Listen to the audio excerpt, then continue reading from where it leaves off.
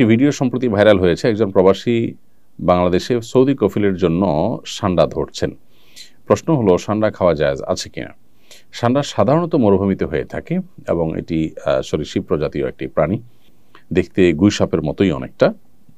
এই সান্ডা, এটাকে কোরআন এবং হাদিসের ভাষায় দব বলা হয়। এখনও আরব দেশগুলোতে এটাকে দব বলা হয়। এই সান্ডা খাওয়ার ব্যাপারে 3 ধরনের হাদিস পাওয়া যায়। 3 ধরনের হাদিসই আসলে বিশুদ্ধ। একটা হাদিসে নিষেধাজ্ঞা প্রমাণিত, আরেক হাদিসে রান্না করার পরে ফেলে দেওয়ার কথা প্রমাণিত আছে, আবার কোনো কোনো হাদিসে নবীজির সামনে সাহাবায়ে কেরামের খাওয়ার কথা বর্ণিত হয়েছে। তো এ সম্পর্কে নিষেধাজ্ঞার হাদিসটি বর্ণিত হয়েছে আবু দাউদে, যিনি বর্ণনা করেছেন আব্দুর রহমান ইবনে শিবিল রাহিমাহুল্লাহ, যে হাদিসটিকে ইবনে হাজার আসকালানি রাহিমাহুল্লাহ হাসান বলেছেন। সেই হাদিসটির ভাষ্য হলো যে নাহান নবী সাল্লাল্লাহু আলাইহি ওয়াসাল্লাম আন আকলি লাহমিদ দব, নবী সাল্লাল্লাহু আলাইহি ওয়াসাল্লাম দব বা সান্ডার গোশত খেতে নিষেধ করেছেন। এটা পরিষ্কার নিষেধাজ্ঞা। আরেকটি হাদিস বর্ণিত হয়েছে মুসনাদে আহমদে, যেটিকে ইমাম ইবনে হাজাম এবং ইমাম আইনি এবং শাওকানি রাহিমাহুল্লাহ তারা সহিহ বলেছেন।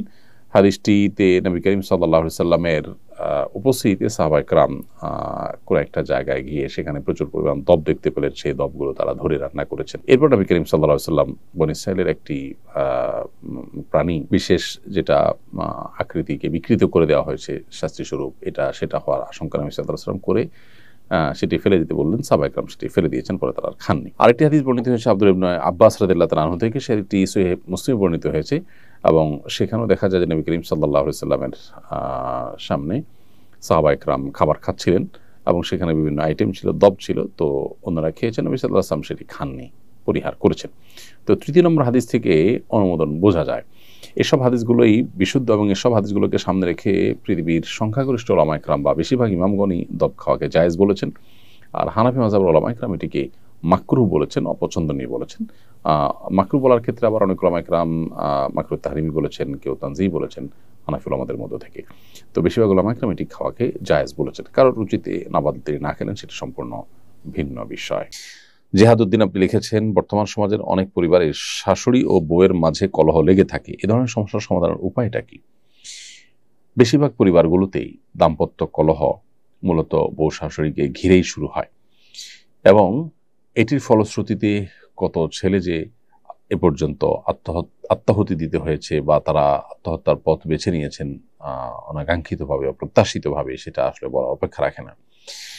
তো বউ শাশুড়ির মাঝে যে কলহ, এই কলহ দূরের উপায়টা কি? এটা দূরের উপায় হলো, প্রত্যেকটা মানুষের দায়িত্ব আছে, তার কর্তব্য আছে এবং তার অধিকারের সীমারেখা আছে। এটার জানাশোনা বাড়াতে হবে, এটার আলাপচারিতা বাড়াতে হবে, সচেতনতা সৃষ্টি করতে হবে। আমাদের দেশে যারা মারা সন্তানকে অনেক বেশি ভালোবাসেন, সবার চেয়ে বেশি ভালোবাসেন সন্দেহাতীতভাবে, কিন্তু এই ভালোবাসার কারণে সন্তানকে অনেক সময় মা এমন বেশি আগলে রাখেন যেটা আসলে মা হিসাবে তার অধিকারের সীমা ছাড়িয়ে চলে যায়। যেমন বিয়ের পর ছেলে তার স্ত্রীকে নিয়ে সংসার যখন করা শুরু করে, অনেক মা চান যে প্রত্যেকটা বিষয়ে তার সাথে কথা বলা হবে, তিনি সবকিছু শুনবেন, বলবেন। এটা অনেক ক্ষেত্রেই বাড়াবাড়ি। মায়েদের এটা বোঝা উচিত। সন্তান যখন বড় হয় তখন তার নিজস্ব মতামত সৃষ্টি হয়। যখন তিনি বিয়ে করেন তখন তার সাথে তার স্ত্রীর মতামতে সে যুক্ত হয়। এখানে মা অবশ্যই তাকে গাইড করবেন, তাকে পরামর্শ দিবেন, মতামত দিবেন। মায়ের অবশ্যই চাওয়া থাকতে পারে, কিন্তু সেটার একটা সীমা রেখা থাকতে হবে।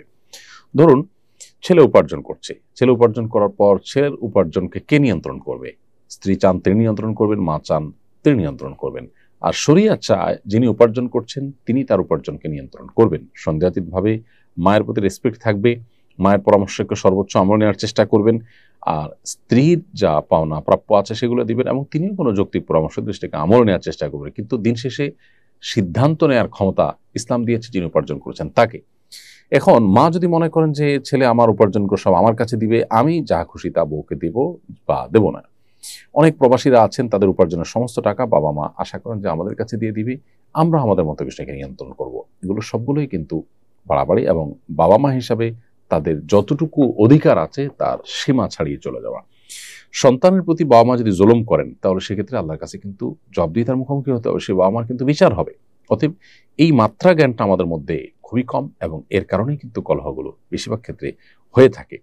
অতএব মা হোক বাবা হোক, তাদের যে অধিকার সেটা অবশ্যই সবার চাইতে বেশি, আল্লাহর পরে আল্লাহ রসুলের পরে সবচেয়ে বেশি অধিকার তাদের, সন্দেহ নেই। কিন্তু সেই সাথে সেটার একটা সীমা আছে। শরীয়ত একটা সীমানা দিয়েছে, সো সেই সীমাটা আমাদেরকে মেনটেন করে চলতে হবে। একই কথা স্ত্রীর ক্ষেত্রে প্রযোজ্য।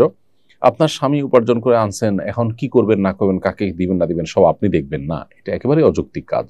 আপনার প্রাপ্য অধিকারটা পাচ্ছেন কিনা, আপনার ভরণ পোষণ যথাযথ পাচ্ছেন কিনা, মাও দেখবেন যে মারটা পাচ্ছেন কিনা।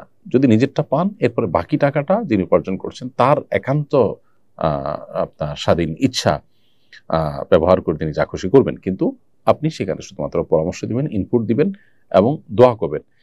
স্ত্রীগণ যারা আছেন যদি মনে করেন যে স্বামী ভুল পথে আছেন, তাহলে সেক্ষেত্রে আল্লাহর কাছে চোখের পানি ফেলে দোয়া করেন।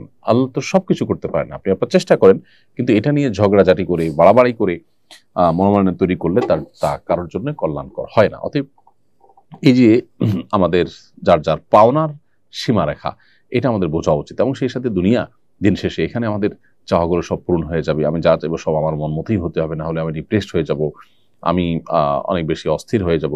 এটা একেবারেই একজন ইমানদারের সাথে যায় না। বিধায় আমাদের সহনশীল হতে হবে, ধৈর্যশীল হতে হবে, তাহলে ইনশাআল্লাহ এই পারিবারিক কলহগুলো কমবে।